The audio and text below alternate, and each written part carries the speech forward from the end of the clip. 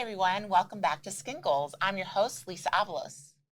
Hey, and I'm Kelly, and today we're going to be tackling another question that parents really find themselves facing earlier and earlier these days. Can you help coach us? We have with us board certified pediatrician and CeraVe consultant, Dr. Whitney Casares. Dr. Whitney Casares. We're so excited to have you to talk a little bit today about this tricky topic where it's getting younger and younger, right? We're starting to see a lot of kids asking for skincare or asking, can you help us walk through this today? Yeah, for sure. And I'm so glad we're talking about this because we have to have experts weighing in. We need people who are experts in kids, experts in skin, talking about this so that way everyone has the right information. Yeah, absolutely. Yeah, so today we received a question from one of our listeners, a parent, about their 9-year-old who suddenly is very interested in skincare because they've been watching a lot of YouTube. So I'm going to read the question for y'all. Hi, all. My oldest 9 has recently shown her interest in a skincare routine. She told me that it's because everyone on YouTube is doing it and it looks so cool. I didn't see the harm in introducing more of a personal hygiene routine and getting into good habits. But obviously, I don't want anything that will cause issues with her young skin. Aside from the occasional chin pimple, she doesn't have any acne yet or dry skin, etc. I was thinking about getting her a gentle cleanser, a moisturizer, and a sunscreen. I don't want anything that strips or adds too much oil or treats non-existent acne. But I'll be honest, I don't know much about this stuff. Any advice on inexpensive, gentle products for a fourth grader? I feel like this is my life. Number one, like I have an 8 and a 12-year-old, right? So like super common today. All of my neighborhood moms are talking about this too. So it's definitely. Can you help us get some like essential skincare habits for as parents, what should we be helping our kids with? Like, what's the direction? Yeah, absolutely. And, first of all, I'm a mom too. So I have an almost 8-year-old. I have an almost 11-year-old. My almost 8-year-old is obsessed with skincare. She wants me to take her to get all the fancy stuff. And, and so I'm in it as well with everybody else. It is so prevalent. Really, it's about basic hygiene and making sure that we have, like you said, an essential skincare routine for kids. It's never too early to have that. It comes down to cleansing with a gentle cleanser, to moisturizing, and to protecting the skin from the sun. And we can start that at the earliest of ages.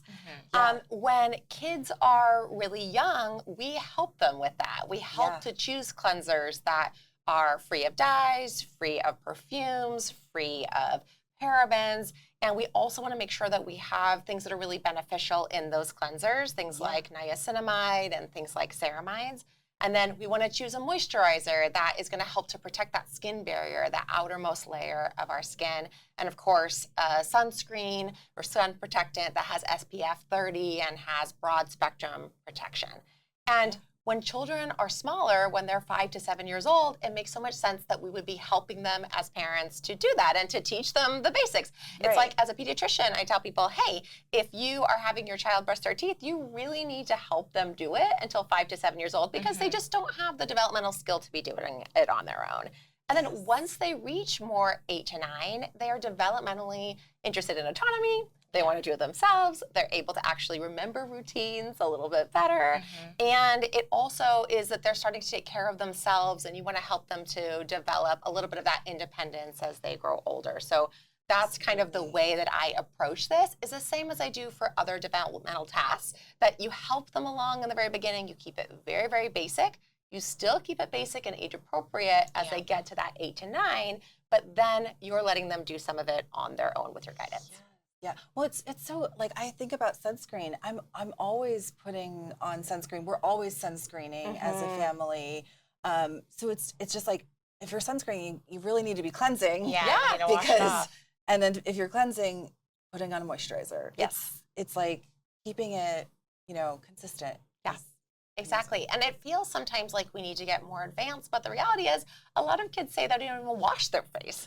Or if they wash their face, they only wash it with water. So there's such an educational opportunity here and an opportunity for parents to feel like they're really intervening in a way that is helpful to their kids from a young age. Doesn't need to be more complicated than that.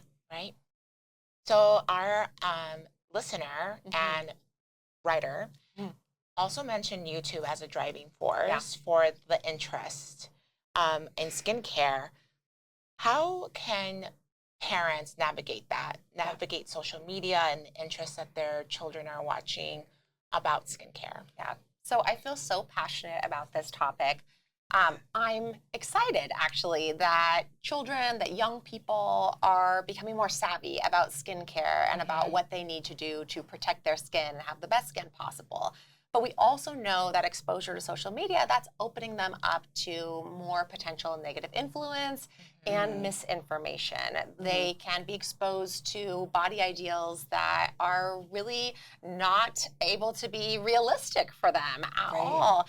They can be exposed to creators on TikTok or on Instagram or on YouTube, or to ads that really are showing them inappropriate products for their age or things that could be harmful to their skin.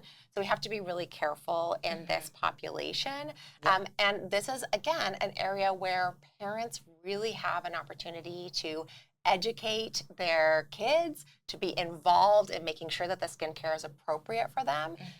I also love that there are some brands that are out there developed with dermatologists that care deeply about making sure that kids do have a positive self-image, that they realize that their body image and that their looks are not the only thing that defines them, that their beauty is more than skin deep, and that want to give really accurate, reliable information. So I think we also have an opportunity to point parents and patients in the direction of those reputable websites and their social media channels.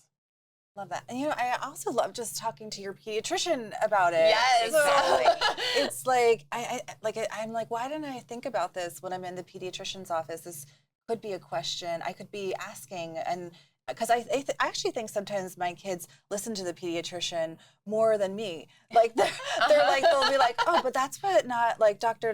like said, like they're definitely listening. Yes, so. And that's true when it comes to things like exercise or sleep or screen time as well. I have plenty of patients or parents that will come to me on the aside in the hall and say like, hey, can you tell my kid this, because they won't listen to me at all. So same is true for skincare. If a parent is struggling with that, they absolutely get your pediatrician to collaborate with you and to really synergize your efforts, because pediatricians know a lot about skin. They're able to help you with a lot of those over-the-counter options for patients. When I was a teen, that was the first place I went for help, was the pediatrician.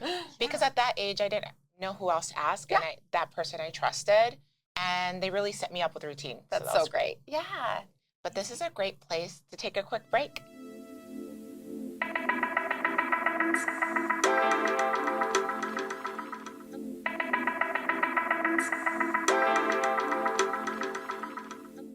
And we're back from our break. Hey, so earlier we were talking a little bit about age, but I would love for you to expound on that a little bit. Is there a age range where we should really be thinking about a basic skincare routine? Is there specifics or? So good skincare actually starts right from birth. It starts from the very beginning, and that's because until a child is about 2 to 4 years old, we know that their skin is more fragile, more delicate, that it can be more easily irritated. And so we want to make sure that we're protecting it. We know the skin barrier, that outer layer of skin, that it is actually not fully developed for a very long time. So actually using a cleanser that's nice and gentle and has beneficial ingredients in it, using a moisturizer and protecting from the sun, that starts right away. Okay, you're taking me back to newborn baby days. Yes. And the smell of the bath and the skin, like, so good. Yes. Okay, take me back. Yes, I'll take you back. But I love the smell of baby skin, but we don't want those cleansers or moisturizers to have any fragrance in them, right? Yeah. Yes. A baby skin smells so good on its on its own. own. And just let it be. So Make true. sure that there are no parabens or dyes. We don't want any Yeah. fragrances because that's just going to potentially disrupt the skin barrier more and cause more problems at the start, but then also potentially for a longer period of time. So you did mention gentle products, Mhm. which is a great start, but what else should parents consider when choosing skincare products, especially for our younger children or teens? Yeah. So I love the term gentle. I think Yeah. that says a lot about what we just said about things that it should be free of. But then we also have to go beyond gentle to things that are going to be therapeutic for the skin, be helpful for the skin. So we want to choose cleansers that have niacinamide and ceramides in them because that's going to be really great for that skin barrier.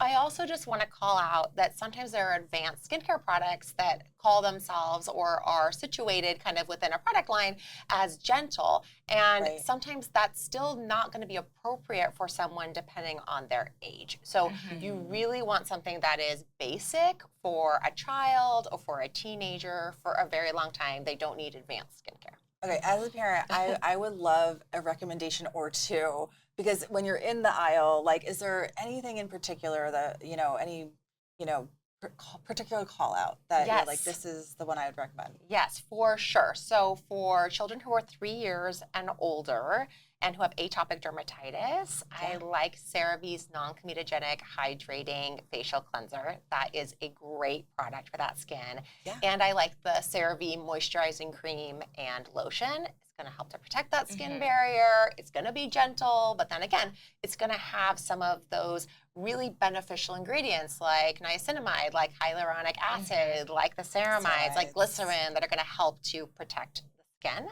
And then for teens who are 13 years and older who have more of that comedomal acne, so that's going to be whiteheads and a little bit of blackheads, kind of those like closed little spots, and you can use the 2% salicylic acid wash, which is going to be the CeraVe Acne Control Cleanser. And that's going to be really beneficial in terms of helping to clear acne and prevent breakouts. Yeah. And then for patients who have more moderate to severe acne, benzoyl peroxide products are going to be really helpful for those to help to clear acne and to help to prevent additional breakouts. So the CeraVe Acne Foaming Cleanser is going to be a good option for them. There's a 4% formulation, and then for those with more severe acne or body acne who are 16 years and older, the 10% benzoyl peroxide is going to be a good option. Love Great, the we body don't- acne yes, call the- out. yes, body. Yeah. I'm just thinking like, duffel bag, different Gym. sports, gym, all the things, absolutely. Sure. Yeah, I love that too.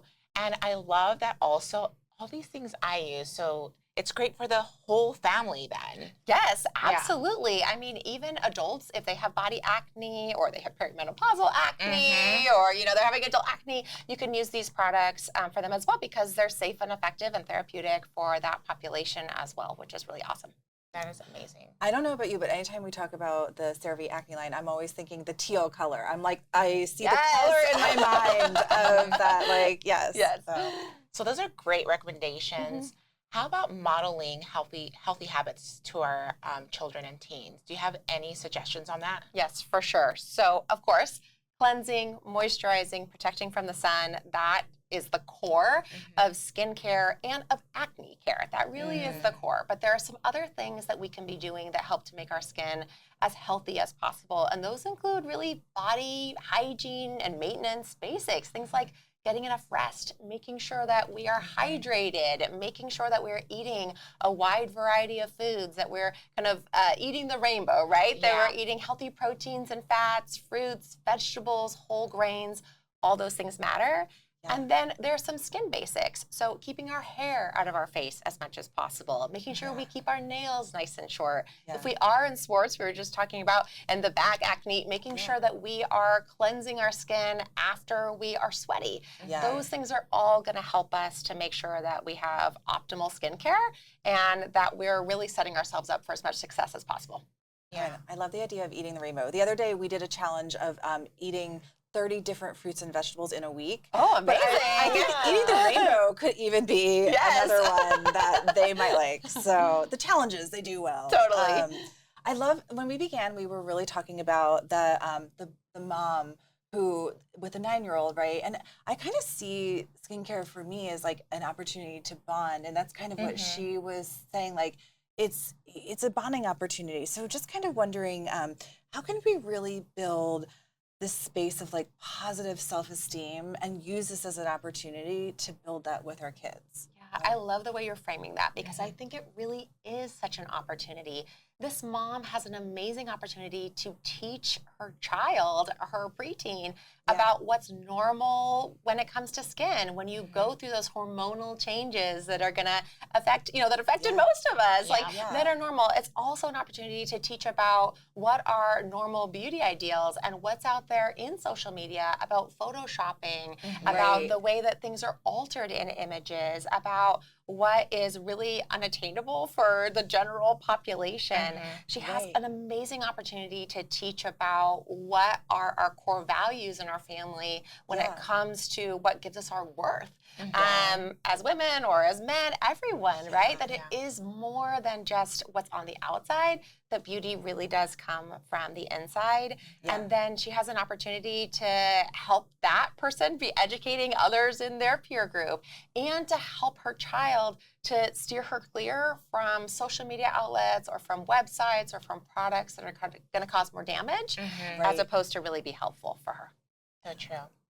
I love the framing of that. Like, I'm like, it makes me think I just want to go back and talk with my kids. Like, immediately, yes. Yes, So, this is something to not be scared of. This is something, like you said, that's an opportunity. And the more that we really face it head on and teach our kids, this is what's out there, this is what could potentially be harmful, but you're a smart kid, and we can navigate this together.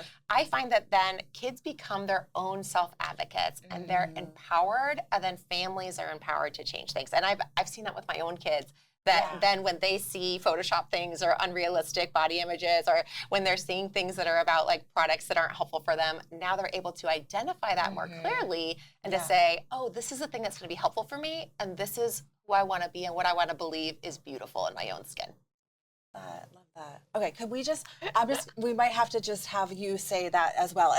The next pediatrician visit, so. That was such a powerful message. I think that's going to be helpful for so many people. Thank you for joining us today, and we'll see you guys next time. Absolutely.